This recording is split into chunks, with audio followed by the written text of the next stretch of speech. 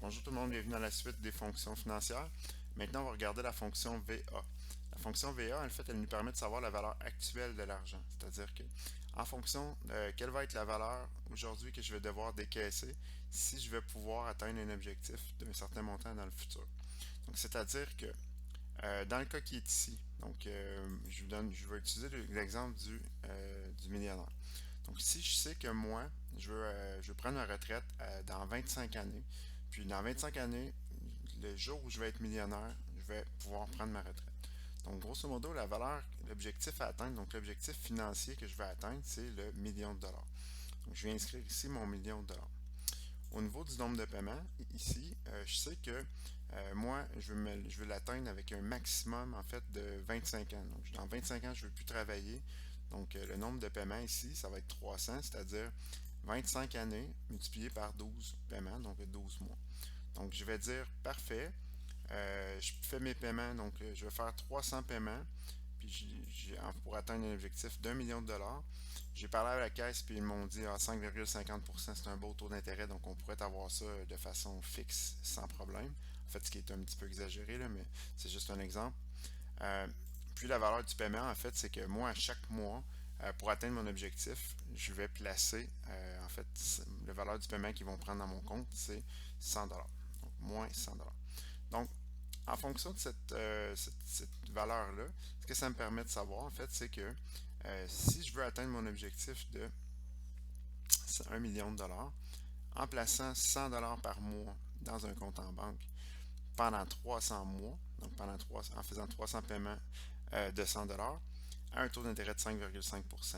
Ce que ça veut dire, c'est que le montant qui est ici, donc le moins 237 350,80, en fait, c'est la valeur actuelle, donc c'est ce que je devrais payer aujourd'hui. C'est mon montant de départ que je devrais payer pour réussir à atteindre le montant final, qui est la valeur future. Donc, vous voyez que avec un paiement de 100 dollars, ça veut dire que je dois avoir dans mon compte en banque, en fait, je dois débuter en fait, je dois avoir un placement de départ.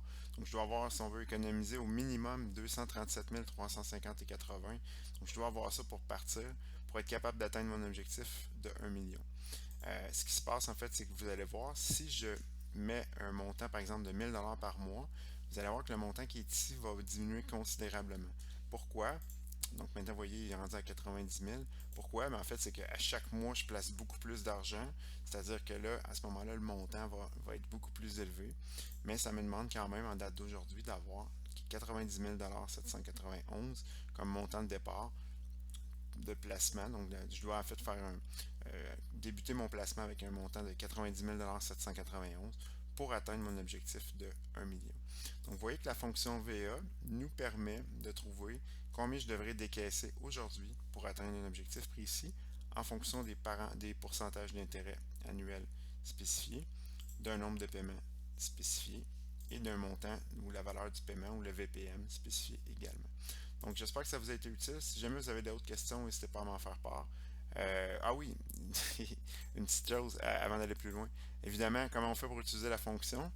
La fonction, c'est la fonction VA. Donc, on l'utilise avec le panneau des fonctions ici, comme on le fait depuis le départ. Comment on fait, c'est la même chose que ce qu'on a fait dans les quatre autres fonctions financières. Donc, le taux d'intérêt, si on considère le cas d'un placement mensuel, donc l'exemple que je vous ai donné, c'était le cas. Donc, je vous ai dit, c'est pour l'argent que je vais placer à chaque mois. Donc, le taux d'intérêt, on l'a fait E12, donc ici 5,5% divisé par 12.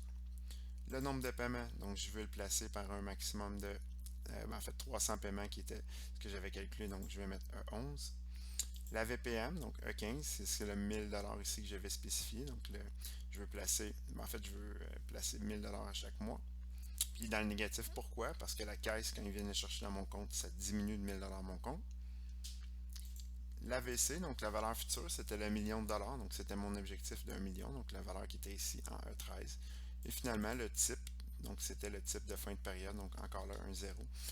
Parce que je veux le calculer à la fin de la période, c'était la norme, puis c'est la valeur qui est généralement celle qui est par défaut. Donc, si vous voulez utiliser la fonction VA, vous avez la possibilité de le faire et elle nous permet de retourner quel montant je dois décaisser en fonction d'aujourd'hui, quel montant je devrais décaisser aujourd'hui pour atteindre un objectif précis avec un pourcentage un taux d'intérêt précis, un nombre de paiements précis et un montant, une valeur du paiement précis également. Donc, si jamais vous avez des questions, n'hésitez pas à m'en faire part, ça va me faire plaisir. Sinon, passez une bonne journée. Merci.